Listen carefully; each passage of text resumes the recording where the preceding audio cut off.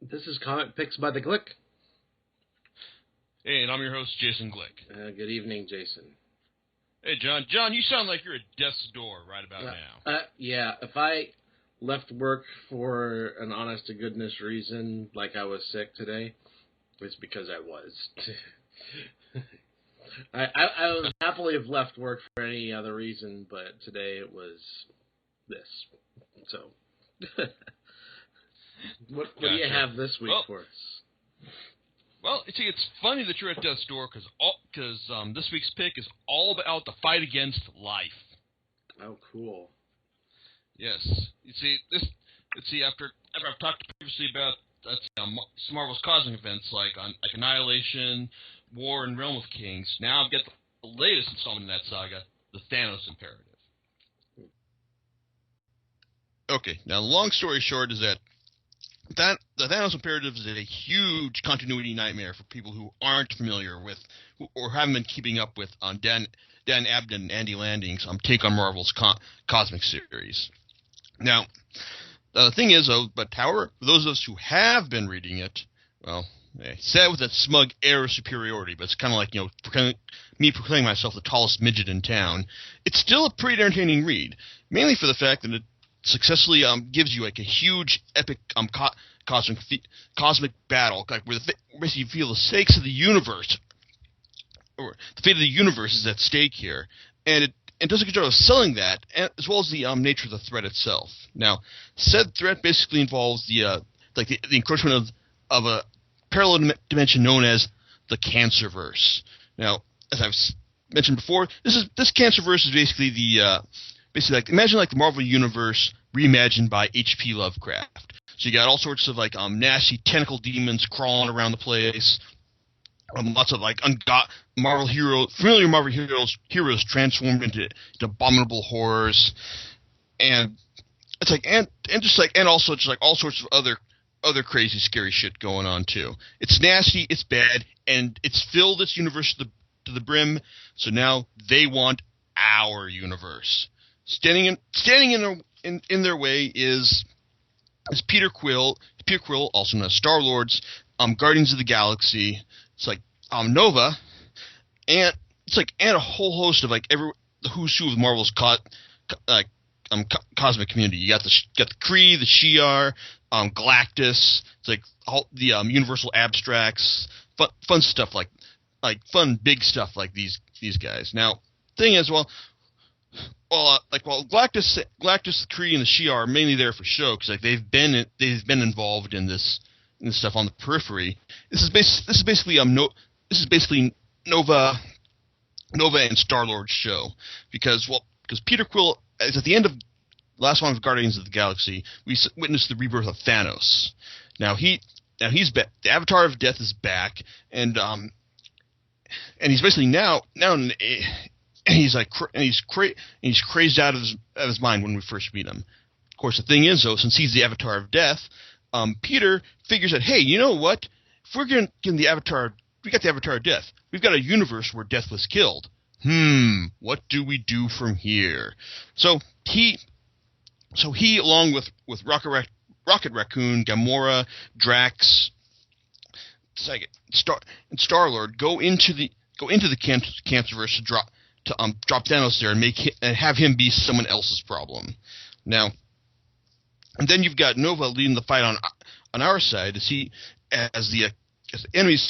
villains in the Cancerverse make their play to find our universe's Avatar of Death, which is now on their side, and claim this universe as their own. Now, as I said, the book's strengths lie in its huge galaxy-spanning premise. It gives you've got a great big cosmic threat that's huge stakes, and it's very, very epically realized thanks to art from Brad Walker, who handles the initial chapter Ignition, where we see billions of lives sacrificed in an instant and on the panel in order to launch the Cancerverse invasion. As well, and then you've got Miguel Sepulveda, who handles the main miniseries and its epilogue. Man's tasked with creating evil versions of some of Marvel's most recognizable heroes, showing you like cosmic battle, like from many different angles, and man handles it well. The guys, this is the first I've seen of this guy, and he's clearly got talent. He's good. I can see him moving on to bigger and more high profile things from the series. Now, thing is, the other disadvantage now. One of the disadvantages of this series has being so continuity heavy is that it assumes like familiarity with all the characters. Now, so to that end, there aren't really a whole lot of the series is real big on incident. Like seeing one of the abstracts being burst open by a tentacle monster, showing Nova, the Silver Surfer, Beta Ray Bill, Gladiator, and Quasar taking the fight big time to the enemy starship. That so it's big on a big fanboy rah type stuff, and that's cool. I mean, I can't fault it for that, but it also means that there's a real dearth of any real characterization or character moments here. I mean, there's lots of fun dialogue that's usually coming from Rocket Raccoon, who always knows the right line to interject to keep things from getting too serious, or just when the series is getting just too too involved in its own mythos.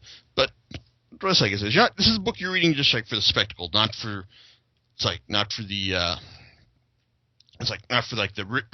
rich detailed character studies it portrays. So in that sense, it's kind of it's akin to the dinner full of Snickers that Blackest Night was. Now I will say I do like a lot of the little clever things that Abnett and Lanning do with this. First and foremost being the origin of the Cancerverse, which has a really clever twist on the death of one of Marvel's most notable heroes, Captain Marvel. It's quite inspired, and it's nice. It's a nice origin story for this universe. But the thing is, these enemies are just so thoroughly one-dimensional. I mean, they're evil. Capital EVIL, evil. I mean, they've got all sorts. They got that creepy look to them. They got upside down pentagrams on them. They also speak in Lovecraftian Cthulhu speak in times, shouting out "Tang," or just other crazy Cthulhu-esque nonsense. So basically, these people are bad evil villains, and it's I understand there's. I'd like to say there's nothing wrong with that, but really, it's they're bad guys. Our heroes have to whip up a lot of cosmic beatdown to kill them. But it's I just kind of wish that we actually had there's just more to them. We actually understand. It's an interesting premise. Their universe being founded on the fact that Death was killed. And now this is one where life reigns supreme. Now I kind of would like to have just gotten more of that. Understand more why do they turn why do they turn out this way? I know it's because they say the many angled ones extended their chthonic reach to them, but no, really, it's I just want to say how how did these people these familiar Marvel heroes turn out so bad? I want more. In fact, well, the series is basically 8 issues long. 6 issues in the main series plus a prologue and epilogue.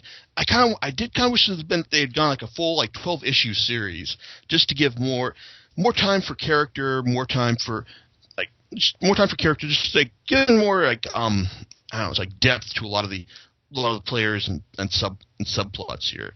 On the other hand, it could just made things drag out because this is it's a really fast paced series. They do cramming things all full of incident.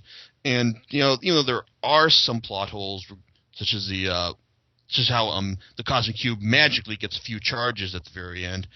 And to be honest, I really didn't like the deaths involved at the very end because they just seem very arbitrary in the sense that this is a big cosmic event, so you can't have one of these without killing off some heroes. And the thing is it doesn't feel like their sacrifice doesn't feel meaningful. It's they just had to stay behind just a few seconds just to make sure things ended well, and just kind of wish something a bit more epic and certifiably heroic than just, oh yeah, we're gonna hang back here, guys. You go on ahead.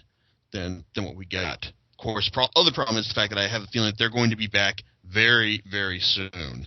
Call it a hunch, but no one ever stays dead for long. I have a feeling these guys will probably be back by the next in the miniseries after the next one they've got planned. Because as these things go, this miniseries does end on a huge to be continued note. But to be fair, I did like it. It does definitively wrap up the Cancerverse saga while setting things in motion for the next big cosmic scrap. Because the short of it is, the Guardians of the Galaxy that Peter Quill founded, they weren't the best in the galaxy. They were just the bravest, and so you get a ragtag group of the noble. It's like the noble, the morally dubious, and the outright psychopathic, teaming up to save the galaxy. Now we've got a huge who's who of the A-list of Marvel's cosmic powerhouses, and they're forming up their own team, and they're taking the fight straight to the Dire Wraith store. And if you've been reading Marvel comics since the 80s, then you should know that you can't have Dire Wraiths without having the Space Knights. And while personally, I'm kind of glad that rights issues keep Rom the Space Knight to his happy ending from his series, I do like the fact that they're bringing in the Space Knights to have a more active role in Marvel's cosmic world. So I'm looking forward to seeing how this next series turns out. It's only going to be 4 issues, but they're 4 double-sized issues with the main series is going to be Annihilators, focusing our heroes' struggles against the Dire Wraiths, and it's going to be combined with Rocket Raccoon and Groot as everyone's favorite raccoon of mass destruction goes to town to try and find out what's happened to his tree-born buddy. I'm looking forward to it, and like I said, I enjoyed it. I mean, people who've been reading this series who've been reading Abnett and Lang's take on Marvel's cosmic series are gonna find a lot to like here. Even though I kind of wish, like I said, I wish for a bit more. I kind of just wish that just a bit more depth next time as well. Just give our characters really something to chew on rather than just assuming that everyone knows about them, so we don't actually need to develop them at all. So on that note, so like I said, it's a mixed recommendation, but it's kind of like basically no one who hasn't been reading this is gonna care, and you're welcome to that. So on that note, I'm gonna call it a night, and hopefully John will be not death's door, or if he does die, I hope he leaves me some of his cool shit. Right, John? That's right, Jason. Yeah. I'll let you sign off. All right. And we'll see you next time. Later, everyone.